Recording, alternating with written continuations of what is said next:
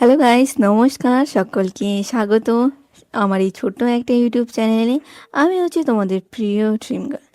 আজ আমার বোর্ড এক্সামের 15 ডেজ বিফোর বোর্ড এক্সামের 6তম দিন। তো আমি হয়তো ঠিক মতন মানে গুছিয়ে বলতে পারি না হয়তো।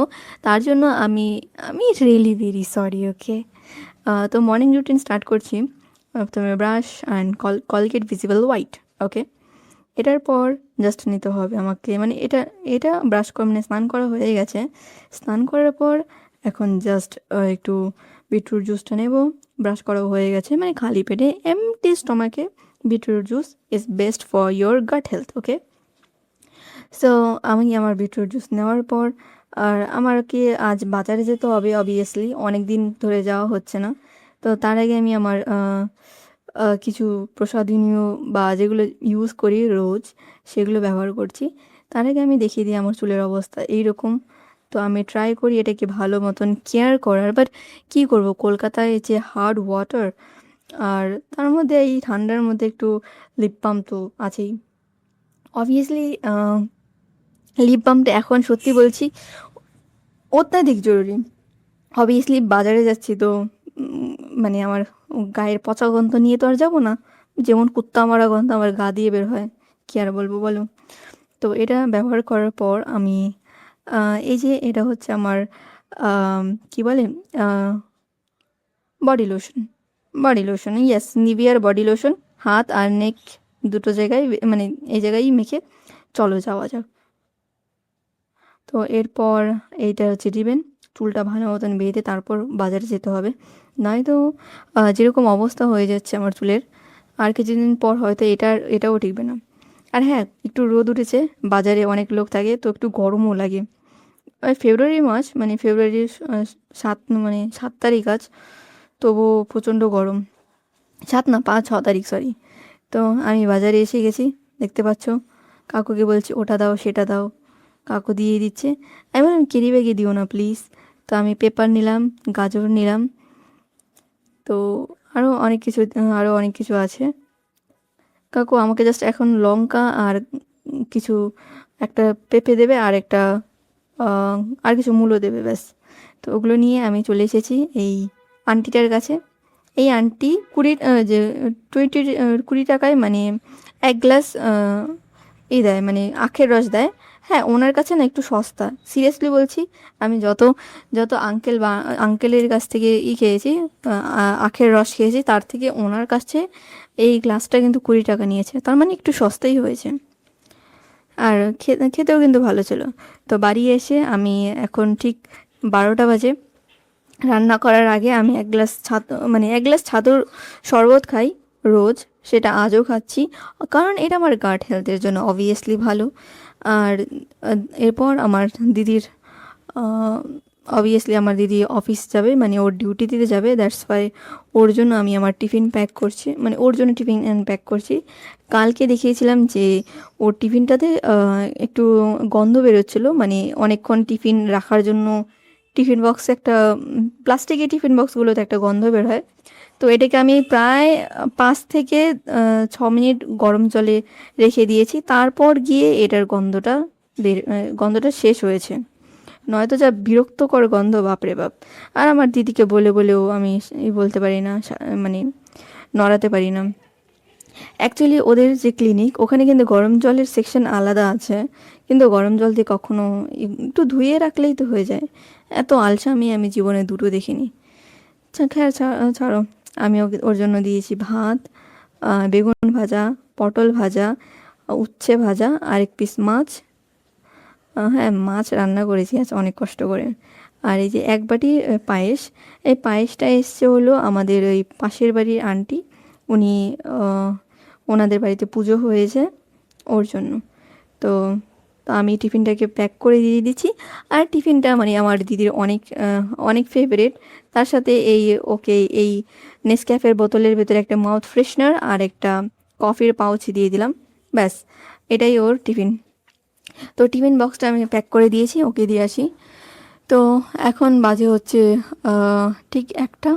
আমি আধ ঘন্টা পরে টরে ভাবলাম যে আগে রান্না করে আসি, রান্না করে তারপর চুলটা চিরুনি করে পড়তে বসবে একবারে।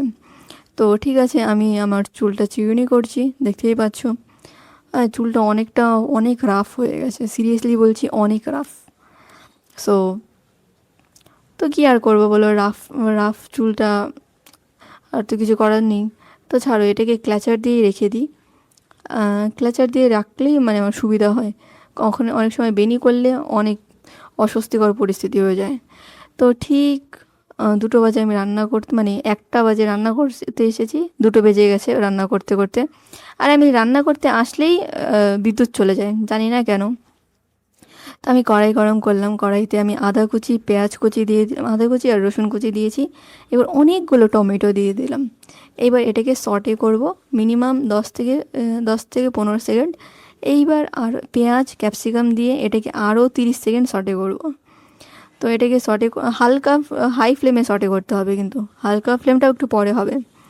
যখন এটার সটেটা মানে ঠিকঠাক হচ্ছে, ঠিক 1 মিনিট পর একটা গুঁড়ো মশলা যেটা হয়, তারপর আর চিলি সস আর টমেটো সস, তারপর সোয়া সস দিয়ে এটাকে আরও 2 মিনিট সটে করব।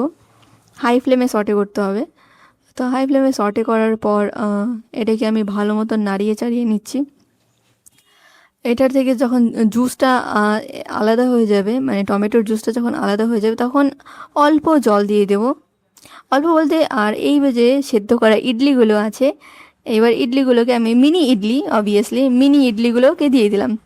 হ্যাঁ, আমার মাথায় এসব উদ্ভট রান্না বেরোয়, কী আর করবো বলো। এই উদ্ভট রান্নাগুলোই আমার খেতে খুবই ভালো লাগে। মানে আমার আমার মানে নিত্য নতুনভাবে রান্না করতে সত্যি বলছি অসাধারণ লাগে। আর আর সেগুলো যদি টেস্টি হয়, ভগবান আমাকে আটকায় কে। তো একটু চিনি আর একটু গুঁড়ো কী যে বলে, গুঁড়ো লঙ্কার ব্ল্যাক পেপার আছে, ওটা দিয়ে দিলাম। তো আর এগুলো হচ্ছে পেঁয়াজ পাতা, অনেকগুলো পেঁয়াজ পাতা ছড়িয়ে দিলাম। আর এবার কিছু ধনে পাতা দিয়ে দিলাম, ব্যাস। অসাধারণ, জাস্ট অসাধারণ খেতে হয়েছে এটা। তো আমি এনজয় করি, আমার কিন্তু সত্যিই ভালো লেগেছে। তো ঠিক 6টা বাজে আমি আমার স্টাডি টেবিলে বসে পড়েছি কোশ্চেন পেপার সলভ করার জন্য। আর আর আমি সত্যি বলছি, ফেব্রুয়ারি মাস খুব একটা ঠান্ডা নেই। সো কোশ্চেন পেপারের সাথে সাথে আমি আমার এই যে কী যে বলে, এই গেঞ্জিটা পরে নিয়েছি। গেঞ্জিটা হাফ হাফ হাতা, বাট কলকাতায় এতটাও গরম নয় যে আমাকে ফুল স্লিভ পরতে হবে। হ্যাঁ, সকালে একটু ঠান্ডা লেগেছিল, কিন্তু তারপরে যা গরম ছেড়েছে, বাপরে বাপ। তো আমি পড়তে বসি, তোমরা দেখতে থাকো।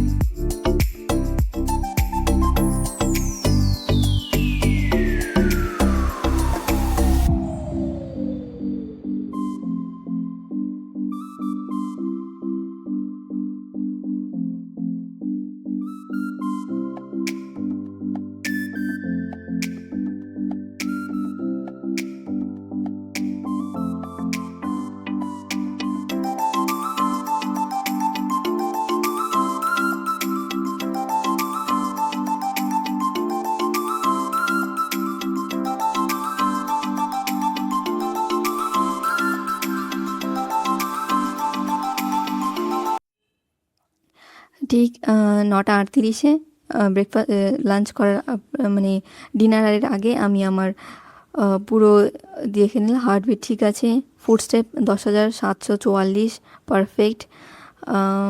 এটাও ঠিক আছে, ক্যালোরি বার্নিং সব ঠিক আছে, পারফেক্ট। তবে 11,000 স্টেপ হলে ভালো হতো। তো আজকের জন্য এই পর্যন্তই। ভিডিওটা ভালো লেগে থাকলে প্লিজ কমেন্ট বক্সে জানাও। আমার কিন্তু তোমাদের কমেন্ট পড়তে সত্যি অনেক ভালো লাগে। সো বাই বাই, দেখা হবে অন্য কোনো ভিডিওতে। ততক্ষণ best of luck for your board exam. Okay, ভালো মতন পরীক্ষা দিও, আশা করি।